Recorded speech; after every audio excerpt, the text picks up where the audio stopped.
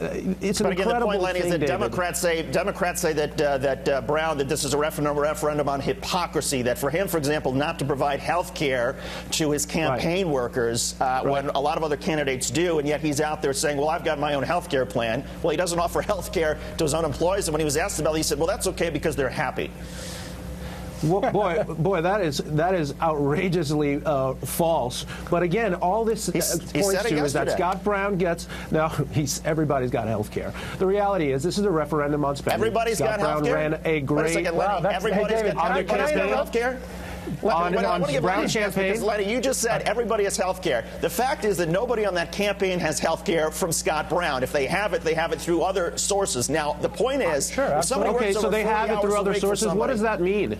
This is unbelievable. Scott Brown's going to win this election because it's about spending. It's not about these Washington gotcha games. Scott Brown gets it. Democrats don't.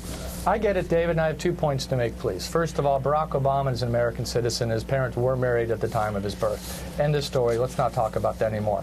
I do think it matters very much that Scott Brown's people that are working for Scott Brown on his campaign don't have health care provided by Scott Brown. I think that matters very much to the decision. And I think all these things are about what kind of senator would Scott Brown be. And if Scott Brown's priorities are golf courses in Newton over aid for people that helped out on 9/11, and if Scott Brown's priorities are for other people to provide people that work for him health care, I think that's an issue, and I think that will help. But let me take a step back. What this is really about, it's fascinating, David, to be in Massachusetts today. I was born and raised here. And all of a sudden, the world's turning its, or at least the country is turning its attention towards Massachusetts, which doesn't really happen a lot, to be honest. I've never gotten a robocall in my life, and I've got 10 or 15 in the past week.